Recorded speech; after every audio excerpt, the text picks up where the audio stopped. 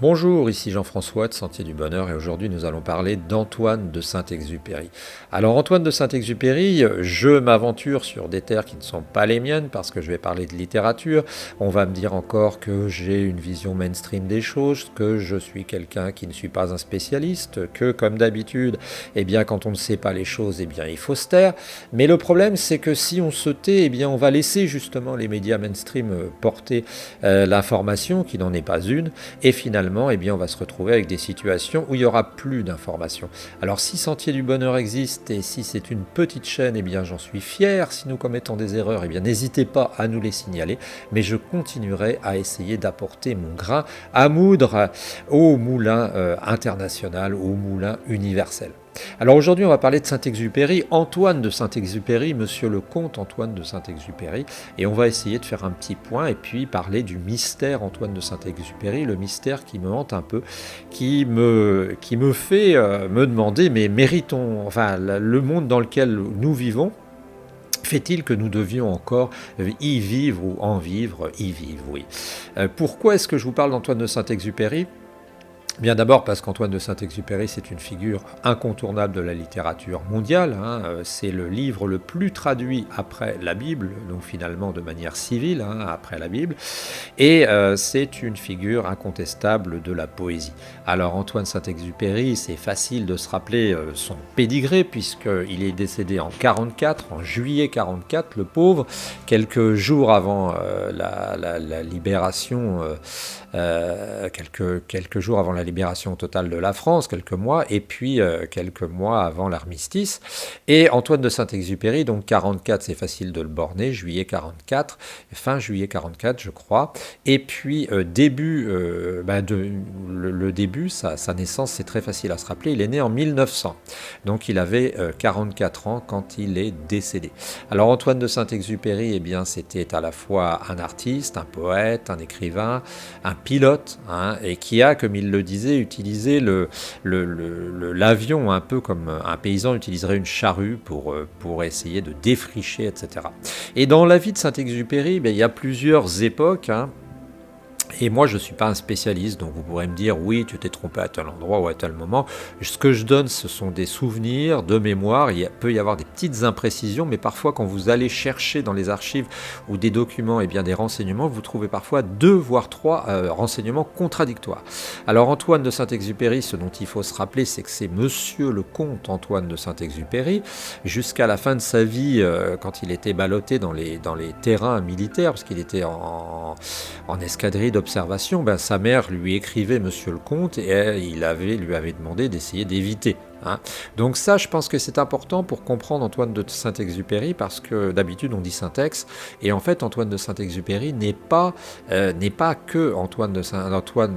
que Saint-Ex, n'est pas que le Toinou qu'on connaissait, c'est aussi Antoine de Saint-Exupéry. Et c'est quelqu'un qui a perdu son père jeune et que la mère a éduqué suivant des principes très corrects, religieux aussi, et qui lui a donné une excellente éducation. Et là, c'est important parce que je pense à vous, les jeunes qui faites du slam, les jeunes qui faites même si on n'est pas trop suivi par les jeunes, qui faites de la poésie, qui faites de la musique.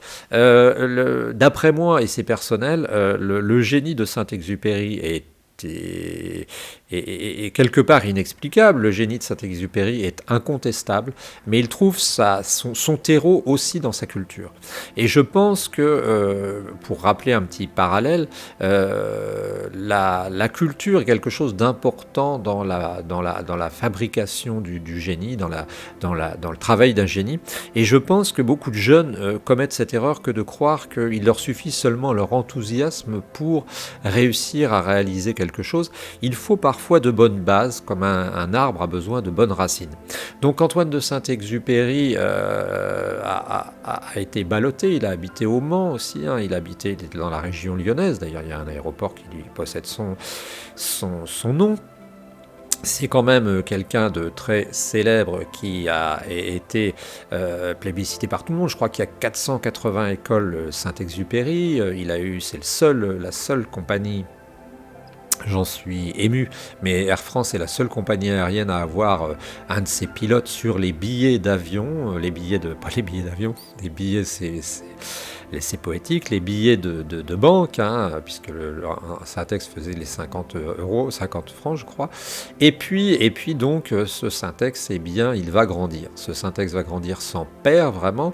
Ce syntex va pendant quelque temps, eh bien, même vendre des camions. Il en a vendu un, je crois, dans toute sa carrière. Il va se fiancer à moitié, et puis ça va casser. Et Dieu merci pour nous, eh bien, il va devenir le pilote qu'on connaît. Il va devenir l'écrivain qu'on connaît.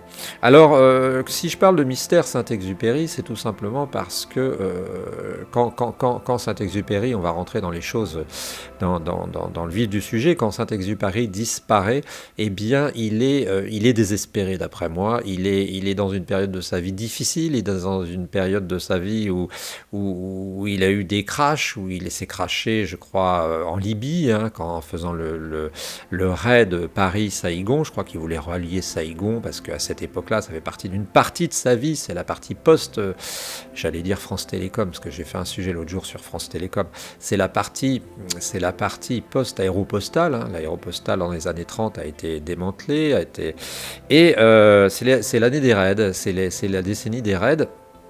Et Saint-Exupéry va en faire pas mal, et il va essayer, et il casse un Simoun à 270 à l'heure à 3 mètres du sol. Et vous avez qu'à aller voir les images, vous mettez Saint-Exupéry, Libye, Simoun, et vous verrez que, en fait, eh bien, c'est incroyable, quoi. Il est à côté de son hélice complètement tordu, le type, ils sont sortis avec Provost, son mécanicien, ils sont sortis de là comme si...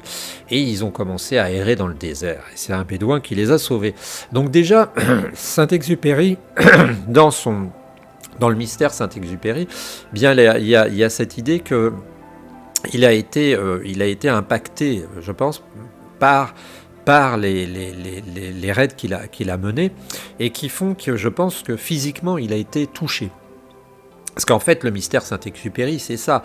C'est pourquoi tant de noirceur, pourquoi finalement...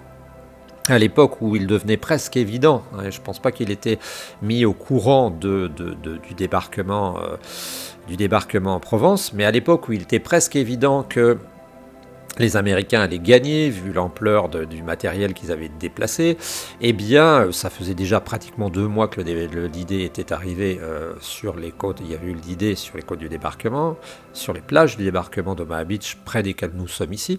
Eh bien, on note que dans sa dernière lettre, Saint-Exupéry, qui parle à un ami, eh bien, dit qu'il ne va pas être déçu s'il est descendu, hein, ça lui fera ni chaud ni froid, et que finalement, il ne veut pas vivre dans ce monde, je crois, de termites. Il était fait pour être un jardinier. Et ce que je me demande, c'est, à la lecture de cette lettre, si on peut se dire que finalement, nous vivons dans un monde de termitières, et si nous vivons dans un monde si triste, j'allais dire si sad, si triste que ça, parce que c'est important quand même comme question. Alors, comme je le disais, un des facteurs d'explication, moi je ne suis pas psychologue, hein, mais peut-être que le fait que Saint-Exupéry ait été touché par ces raids, je crois qu'au Guatemala il s'est planté aussi, hein, il avait mal calculé les quantités, il y a dû avoir... Alors certains disent qu'ils se sont trompés entre les litres et les gallons, et je pense que c'est plus subtil que ça. Je pense qu'en fait il a confondu des gallons guatémaltèques avec des gallons américains, et qu'en fait il a surchargé son appareil. Donc il arrive en bout de piste, il s'est écrasé, et encore une fois il en est sorti, mais avec des problèmes. D'ailleurs on nous dit, hein, que quand il est embarqué dans je crois que c'est un Lightning P-33, les fameux avions dans lesquels elle a disparu, qui étaient des avions ultra modernes, hein, que Saint-Exupéry avait pas du mal à conduire, à piloter, mais disons qui n'étaient pas spontanément intuitifs pour lui, eh bien il n'était pas capable de fermer la verrière lui-même, il n'était pas capable de mettre sa combinaison anti-froid, etc., etc. Donc cet homme va disparaître finalement avec une sorte de pessimisme.